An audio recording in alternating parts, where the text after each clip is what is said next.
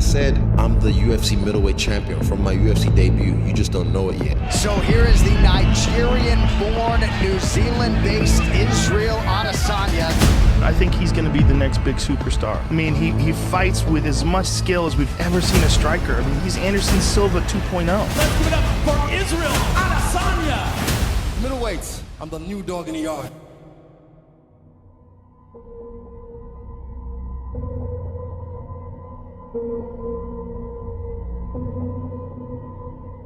Dans les sports de combat, il arrive qu'un champion domine tellement sa catégorie qu'il semble intouchable. Les victoires s'enchaînent, les adversaires tombent les uns après les autres, et peu à peu, une impression s'installe, celle qu'aucun homme ne pourra jamais réellement le battre. Mais l'histoire des sports de combat nous a appris une chose, même les champions les plus dominants finissent un jour par rencontrer un adversaire différent des autres. Un combattant capable de comprendre leur style, de résister à leur talent, et parfois même de devenir leur pire cauchemar. Pour Israël Adesanya, cet homme porte un nom, Alex Pereira. Pendant plusieurs années, leurs trajectoires vont se croiser à travers deux disciplines différentes, donnant naissance à l'une des rivalités les plus fascinantes de l'histoire des sports de combat.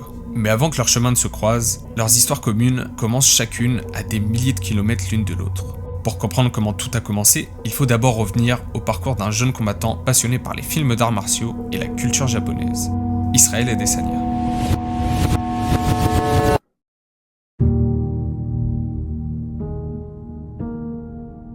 Né le 22 juillet 1989 à Lagos, il passe les premières années de son enfance au Nigeria, avant que sa famille ne décide de s'installer en Nouvelle-Zélande afin d'offrir de meilleures opportunités à leurs enfants. À cette époque pourtant, rien ne semble encore le destiner à devenir un combattant. Il est plutôt discret, parfois même réservé, et passe une grande partie de son temps à regarder des animés et des films de combat qui nourrissent déjà son imagination. Mais à l'âge de 18 ans, en poussant presque par hasard la porte d'une salle de kickboxing, il découvre une discipline qui semble parfaitement lui correspondre. Très vite, il monte sur un ring, et ne se contente pas d'échanger des coups, il s'affirme avec un style spectaculaire qui attire rapidement l'attention dans les circuits amateurs. Combat après combat, il enchaîne les victoires et construit progressivement un palmarès impressionnant, accumulant plus d'une trentaine de victoires sans la moindre défaite. Naturellement, il finit par passer professionnel. Sur le ring, son style continue de se démarquer. Là où certains combattants misent uniquement sur la puissance, Adesanya transforme chaque échange en une démonstration technique mêlant déplacement, esquive et contre avec une créativité encore jamais vue. Un style unique qui va lui valoir bientôt un surnom. The Last Airbender, une référence directe à l'anime Avatar dont le héros maîtrise plusieurs éléments, un pseudonyme qui correspond parfaitement à sa vision du combat, un mélange de technique, d'adaptation et de créativité. Au fil des années, les combats s'enchaînent et les victoires commencent à s'accumuler. Il remporte 3 fois le prestigieux tournoi du King of the Ring et affiche un palmarès de 24 victoires pour seulement 2 petites défaites. Mais en 2016, lors d'un événement organisé en Chine, sa trajectoire va croiser celle d'un adversaire au style radicalement opposé. Un combattant brésilien encore peu connu du grand public avec un petit bilan de 13 victoires pour 4 défaites, Alex Pereira. Étrangement, le combat est serré. Les deux hommes se rendent coup pour coup. Difficile de savoir qui va l'emporter. Après 3 rounds extrêmement disputés, le combat se termine finalement à la décision des juges. Et lorsque le verdict tombe, c'est le Brésilien qui est déclaré vainqueur. Une victoire serrée, discutée par certains observateurs, mais une victoire tout de même. Pour le Brésilien, c'est un succès important qui lui permet d'ajouter l'un des meilleurs kickboxers de la planète à son palmarès. Mais pour Adesanya, cette défaite lui laisse un goût amer, car dans son esprit, ce combat aurait très bien pu basculer de l'autre côté. Pourtant, au moment de la décision, c'est bien le Brésilien qui voit sa main levée. Et pour un compétiteur comme The Stylebender, ce genre de défaite, ça ne s'oublie pas. Mais à ce moment-là, un autre horizon commence déjà à attirer l'attention du Nigérian. Depuis quelques temps, Izzy observe de plus en plus attentivement le monde du MMA, un sport en pleine explosion où les combattants les plus complets de la planète s'affrontent dans la cage. Curieux et ambitieux, il décide alors de s'y essayer. À partir de 2015, Adesanya commence à enchaîner les combats en MMA et très rapidement, une chose devient évidente. Son striking d'exception, hérité de ses années de kickboxing, lui donne un avantage considérable sur la majorité de ses adversaires. Son style spectaculaire, sa créativité et sa capacité à terminer les combats attirent progressivement l'attention des promoteurs. Et parmi eux se trouve un homme en particulier, Dana White, le président de l'UFC, qui commence à suivre de près l'ascension de ce striker, convaincu qu'il pourrait rapidement devenir une attraction majeure dans la division des poids moyens. Mais avant de tourner définitivement la page du kickboxing et de se lancer pleinement dans sa nouvelle aventure, Adesanya estime avoir encore une affaire à régler. Car malgré ses succès, un souvenir reste gravé dans sa mémoire, sa défaite face à Alex Pereira. Il est hors de question pour lui de quitter cette discipline sans tenter de prendre sa revanche. Le 4 mars 2017, le combat entre les deux hommes est alors organisé. Cette fois, les choses sont claires. Il ne s'agit plus simplement de gagner, il s'agit de régler une affaire laissée en suspens. Plus mobile, plus fluide dans ses déplacements, Adesanya touche en combinaison. Pendant une grande partie du combat, le Stylebender paraît même avoir l'avantage. Mais Alex Pereira possède une qualité qui fait de lui un adversaire différent. Sa patience.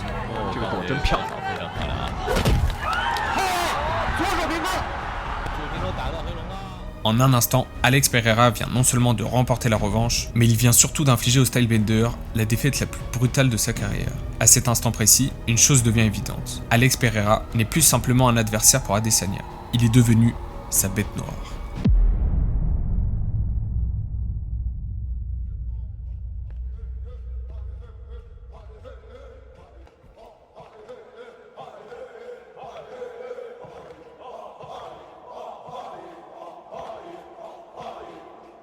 Mais pour comprendre comment cet homme a réussi là où tant d'autres ont échoué, il faut revenir bien avant ces deux combats, bien avant les rings internationaux et les projecteurs des grandes organisations. Car l'histoire d'Alex Pereira commence dans un environnement bien différent de celui du Stylebender. Le Brésilien voit le jour le 7 juillet 1987 dans la région de Sao Paulo. Il grandit dans une famille modeste, entouré de nombreux frères et sœurs, dans un quartier où les opportunités sont rares et où la vie est souvent une lutte quotidienne. Très jeune, Alex doit abandonner l'école. À seulement 12 ans, il commence déjà à travailler pour aider sa famille, enchaînant de longues journées dans des ateliers et des usines pour un salaire dérisoire. Dans ce quotidien étouffant, l'alcool devient rapidement une échappatoire. Mais comme souvent dans les histoires de combattants, un tournant finit par tout changer. À l'âge de 21 ans, Pereira pousse pour la première fois la porte d'une salle de kickboxing. Au départ, il ne s'agit pas d'une ambition sportive, simplement un moyen de canaliser sa colère et de reprendre le contrôle de sa vie. Mais très vite, Alex y prend goût, monte sur un ring et une chose devient évidente pour ceux qui l'entourent. Alex Pereira est différent. Ses coups sont plus lourds, plus secs et surtout capables de faire basculer un combat en une fraction de seconde. Progressivement, il abandonne l'alcool et se consacre entièrement à l'entraînement. Combat après combat, il se construit une réputation redoutable dans le monde du kickboxing, notamment grâce à une arme qui deviendra sa signature, son terrible crochet du gauche. Un coup si violent qu'il lui suffit souvent d'une ouverture pour éteindre son adversaire. C'est d'ailleurs cette capacité à terminer les combats brutalement qui va lui valoir un surnom, Poatan, littéralement main de pierre. Un pseudonyme qui résume parfaitement son style, patient, dangereux et toujours capable de faire basculer un combat en un instant. Et c'est précisément cette capacité qui, quelques années plus tard, va profondément marquer la carrière d'un autre combattant, Israel Adesanya. Après cette seconde défaite face au Brésilien, le Stylebender comprend que son avenir se trouve ailleurs. Avec son bilan de 75 victoires pour seulement 5 défaites, il décide de tourner définitivement la page du kickboxing et choisit de se consacrer au MMA, ce sport qui l'attire déjà depuis plusieurs années. Dans la foulée de cette décision, une opportunité se présente à lui. Il signe à l'UFC et très rapidement, il va prouver qu'il n'est pas simplement venu tenter sa chance. Dès ses premières apparitions dans l'octogone, Adesanya ne met pas longtemps à faire parler de lui. Son striking, son contrôle parfait de la distance et ses frappes avec une précision presque chirurgicale font rapidement parler de lui comme l'un des combattants les plus fascinants de la division. Combat après combat, Adesanya enchaîne les victoires et grimpe rapidement les échelons. Mais au-delà de ses performances sportives, c'est surtout son style et sa personnalité qui commencent à captiver le public. Dans un sport où beaucoup de combattants se ressemblent, le Stylebender apporte quelque chose de différent. Des entrées spectaculaires, une confiance presque théâtrale et une manière de combattre qui ressemble parfois davantage à une performance artistique qu'à un simple affrontement. I keep saying, man, I don't throw in hope. I aim and fire, down the barrel. Ces combats deviennent alors des événements. En février 2019, il se retrouve face à Anderson Silva, l'une des plus grandes légendes de l'histoire de l'UFC et longtemps considéré comme le meilleur striker que la division ait connu. Pour beaucoup d'observateurs, cet affrontement ressemble à un passage de témoin entre deux générations.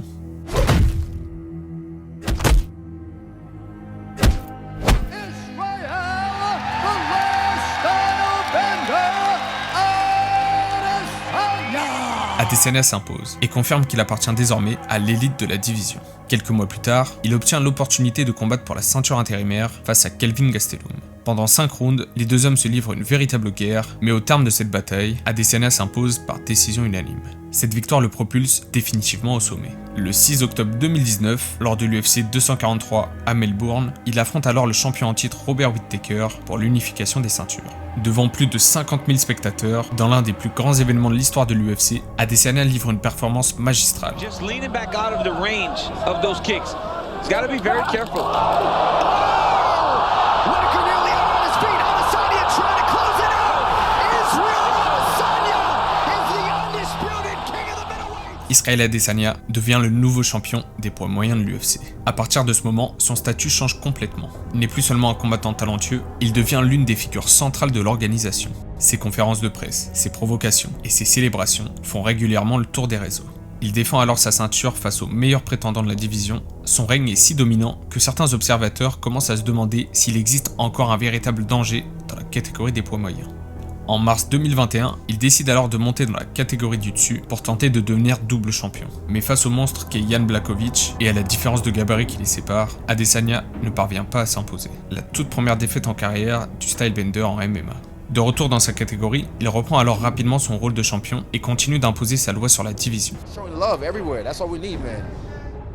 Pourtant, au fil du temps, quelque chose commence à changer. Le champion est efficace, mais son style devient plus calculateur. Là où ses premiers combats étaient marqués par la prise de risque, Adesanya privilégie désormais la gestion et le contrôle. Les victoires continuent de s'accumuler, mais une partie du public commence à se lasser. Et surtout, un problème inattendu apparaît. La division semble manquer de véritables challengers capables de menacer son règne. Dans les coulisses de l'UFC, une idée commence donc à prendre forme. Si aucun combattant de la catégorie ne semble en mesure de faire tomber le champion, peut-être faut-il aller chercher quelqu'un d'autre, quelqu'un qui connaît déjà Adesanya, quelqu'un qui l'a déjà battu et même mis KO. Alex Pereira.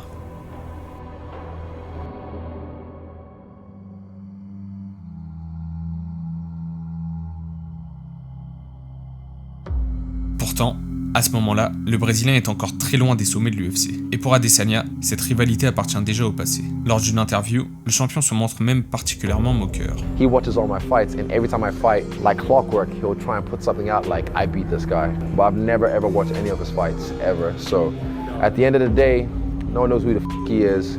And he's gonna be that guy when I'm world champion, when I'm a legend. He's gonna be at some pub, talking some shit about, I beat that guy one time. Mais ce que Adesanya ignorait encore à ce moment, c'est que cet homme qu'il tournait en dérision était déjà en train de se rapprocher de lui. Depuis sa victoire en 2017, le Brésilien n'avait pas perdu de temps et s'est imposé comme l'un des meilleurs kickboxers de la planète en devenant champion du monde des poids moyens du Glory, avant de devenir également champion du monde des poids lourds légers. À ce moment-là, il semblait alors avoir fait tout ce qu'il était possible de réaliser dans le kickboxing. Mais en dehors du ring, tout n'était pas aussi simple. Au fil du temps, les vieux démons qui avaient marqué sa jeunesse commençaient peu à peu à réapparaître. L'alcool, qu'il avait pourtant réussi à laisser derrière lui, revenait progressivement dans sa vie. Car une fois arrivé au sommet du kickboxing, un autre sentiment s'était installé, le manque de défis. Après des années passées à gravir les échelons, le Brésilien avait atteint le sommet de sa discipline. Les ceintures s'accumulaient, mais la motivation, elle, commençait à s'éroder. Alors que pendant ce temps, une superstar continuait à faire parler d'elle dans le monde des sports de combat. Voir cet ancien adversaire atteindre les sommets du MMA eut l'effet d'un déclic. Et très vite, une idée commençait à prendre forme. Pourquoi ne pas aller retrouver l'une de ses anciennes victimes dans l'octogone de l'UFC ?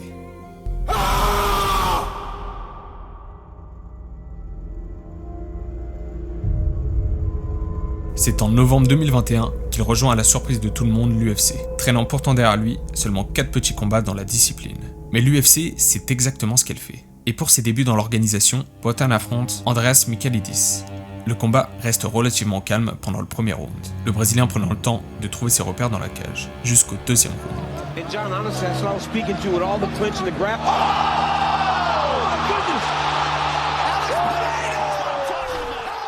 Première victoire à l'UFC, mais surtout, première démonstration de force pour l'ex-champion du Glory.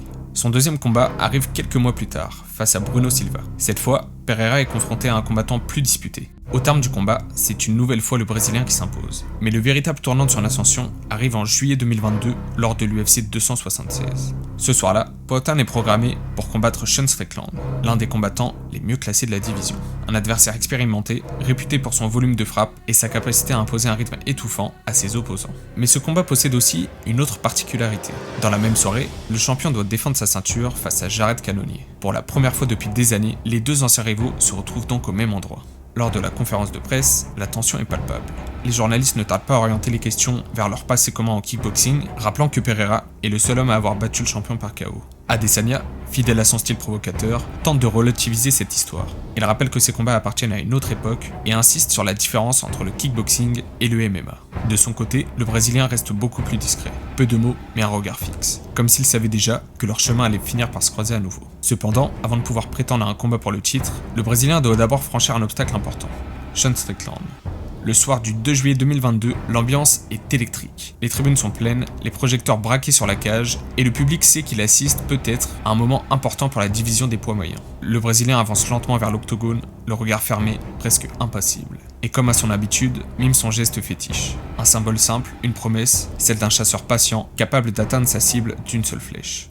Mais Sean Strickland n'a aucune intention de se laisser chasser. Connu pour son style agressif et sa pression constante, l'Américain avance dès les premières secondes, cherchant à imposer son rythme et à étouffer son adversaire. Mais Pereira reste impassible. Il recule légèrement, observe, ajuste la distance, puis déclenche.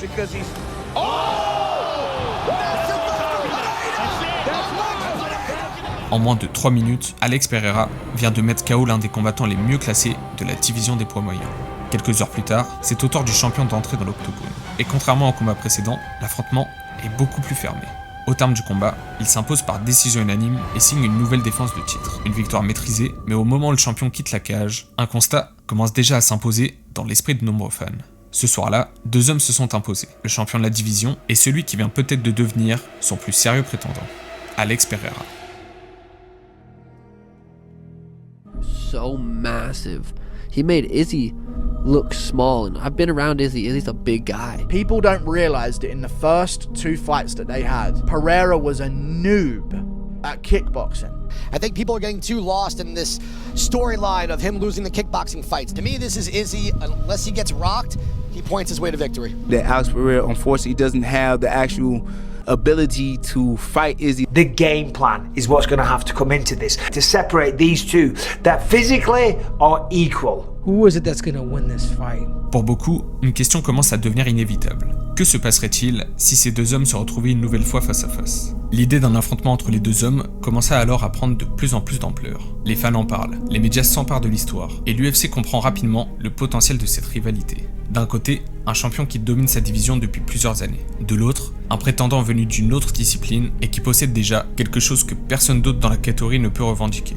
2 victoires contre le champion. L'organisation ne tarde donc pas à officialiser le combat au 12 novembre 2022 pour l'UFC 281. Pour Israel Adesanya, l'enjeu est clair. Il doit défendre sa ceinture et prouver que le MMA est un sport différent où son expérience et sa maîtrise feront la différence.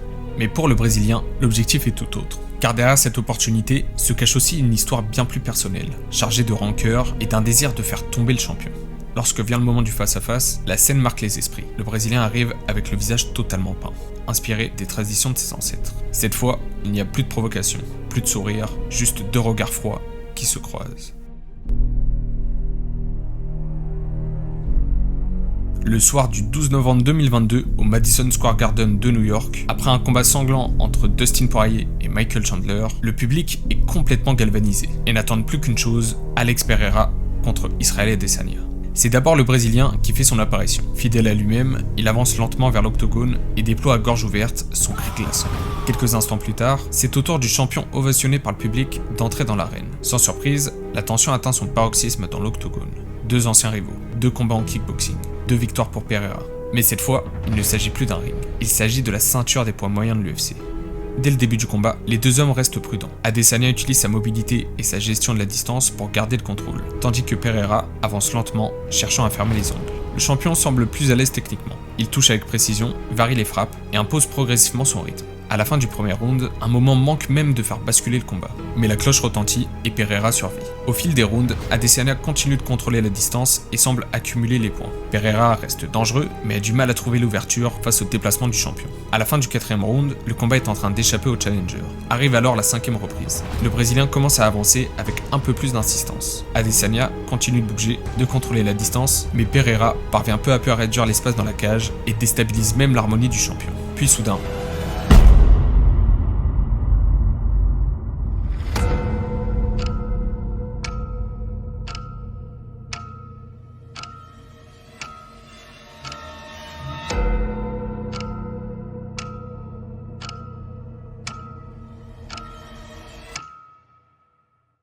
Alex Pereira vient de renverser la situation et s'impose par TKO à la dernière reprise. En seulement quelques combats à l'UFC, Alex Pereira vient de réaliser l'impensable. Il est le nouveau champion middleweight de l'UFC.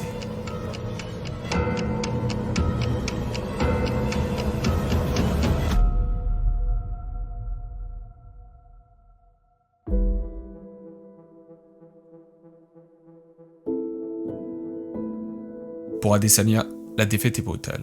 Après des années passées au sommet de la division, son règne vient brutalement de prendre fin. Celui qui dominait la catégorie des poids moyens depuis 2019 vient de tomber face à un homme qui l'a déjà battu à 2 reprises auparavant. Une véritable douche froide pour le champion déchu. De son côté, le Brésilien savoure l'instant. En à peine quelques combats à l'UFC, il vient d'accomplir ce que très peu de combattants ont réussi à faire. Il est désormais champion des poids moyens de l'UFC. Un accomplissement immense pour celui qui, quelques années plus tôt, travaillait encore dans des ateliers au Brésil à lutter contre ses démons. Mais derrière cet exploit, une autre histoire continue de hanter les esprits. Car si Alex est devenu champion ce soir-là, beaucoup n'ont pas oublié le déroulement du combat. Pendant plusieurs rounds, Adesanya semblait avoir la main sur le combat. Plus précis, plus mobile, plus dominant. Jusqu'à ce moment où tout a basculé. Et c'est précisément pour cette raison que très vite, une idée commence à s'imposer. Cette histoire ne peut pas se terminer ainsi. Car dans les rivalités qui marquent l'histoire, une défaite appelle souvent une réponse. Une chute appelle une revanche. Face à une telle rivalité, l'UFC comprend rapidement qu'il est impossible de laisser cette histoire s'arrêter là. Car au-delà d'un simple combat pour la ceinture, ce duel est devenu quelque chose de plus grand. Une histoire, une obsession, un affrontement qui semble condamné à se répéter tant que l'un des deux hommes n'aura pas définitivement pris le dessus. Très vite, la décision est donc prise. L'organisation annonce officiellement une revanche quelques mois plus tard pour l'UFC 287, le 8 avril 2023. Un 4e chapitre dans une rivalité qui traverse désormais 2 sports et plusieurs années d'histoire. Alors, dans les mois qui précèdent la revanche, comme dans les récits qu'il dévorait dans les mangas durant son enfance, Adesanya se replonge entièrement dans le travail. Comme ces héros qui, après une défaite, retournent s'entraîner dans l'ombre pour revenir plus fort. Il s'entraîne comme un arraché, car cette fois, l'objectif est clair. Revenir et vaincre enfin l'homme qui jusqu'ici a toujours réussi à le faire tomber.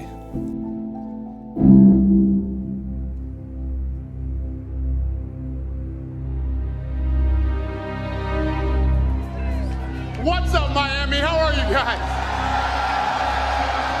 Who's got the first question? And for you, Izzy, on Saturday, what is most important to you? Is it about regaining the UFC title and being world champion again, or is it simply beating... Fuck the belt, I'm coming for his head. This is it. One more shot at this. I put everything on my back. Ele fez isso nas últimas 3 lutas. Ele falou a mesma coisa e não fez. He said, what's gonna happen this weekend is we're gonna fight and see who the best man is at the end. Ele me faz rir.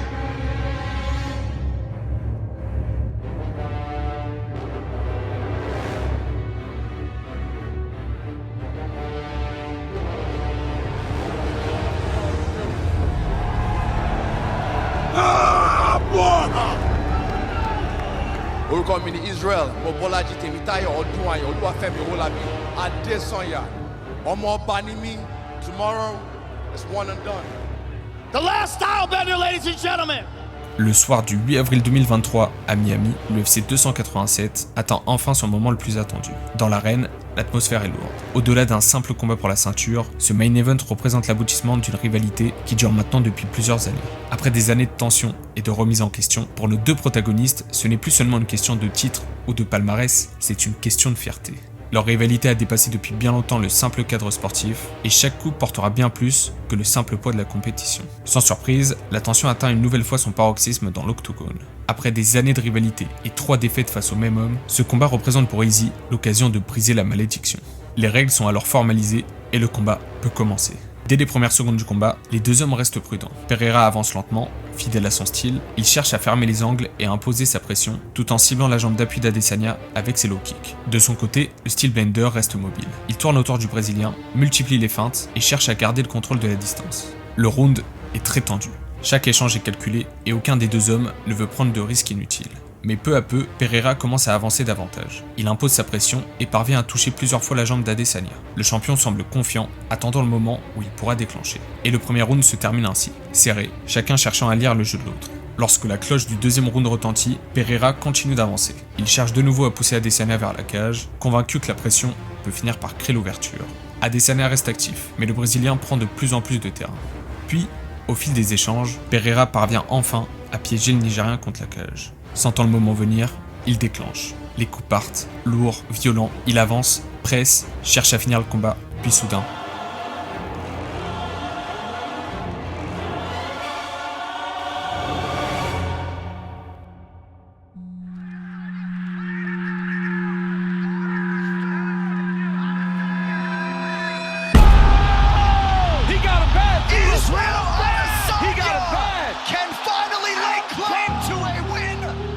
Israel Adesanya vient de mettre KO Alex Pereira.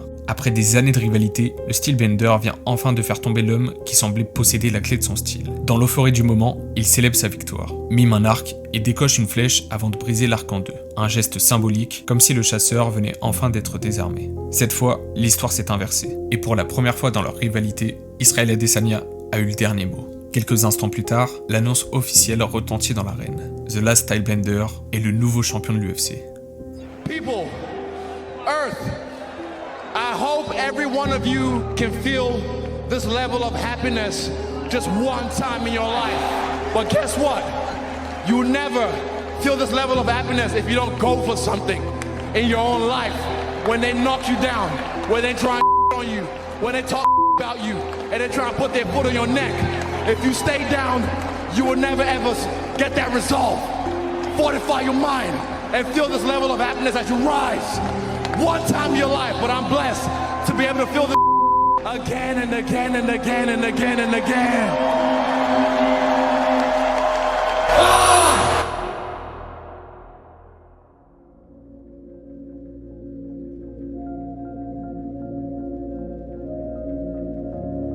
Pour Israel Adesanya, cette soirée marque un véritable tournant. Pendant des années, Alex Pereira était devenu son obstacle insurmontable. L'homme qui semblait toujours posséder une réponse à son style, celui qui l'avait battu à 3 reprises et à travers 2 sports différents. Mais avec ce chaos spectaculaire, le Stylebender ne récupère pas seulement sa ceinture, il brise aussi une malédiction qui le poursuivait depuis des années. Une libération. Il a enfin vaincu l'antagoniste de son histoire, sa bête noire.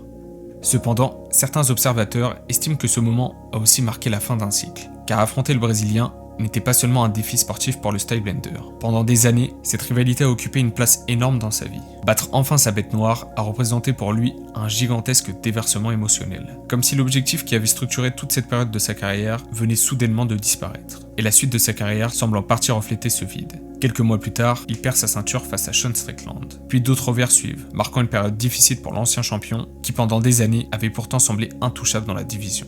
De son côté, Alex Pereira choisit de tourner la page de la catégorie des poids moyens. Après sa défaite contre Adesanya, le Brésilien monte chez les light heavyweights, une division plus adaptée à son gabarit naturel. Très vite, il y devient champion, impose sa dictature dans la cage et nettoie toute la catégorie. Mais comme souvent dans sa carrière, Pereira ne semble jamais vouloir s'arrêter au sommet d'une seule montagne. Aujourd'hui, à 38 ans, il va tenter d'entrer un peu plus dans la légende en devenant le premier triple champion de l'histoire face à un certain Cyril Gane dans la catégorie des poids lourds. Quoi qu'il en soit, cette rivalité restera comme l'une des plus marquantes de l'histoire de l'UFC, non seulement pour ce qu'elle a produit dans la cage, mais aussi pour tout ce qu'elle a représenté. La rivalité, le sacrifice, et l'histoire unique de 2 hommes qui n'ont cessé de se retrouver au sommet de leur art. C'était l'histoire d'Israel Adesanya contre Alex Pereira.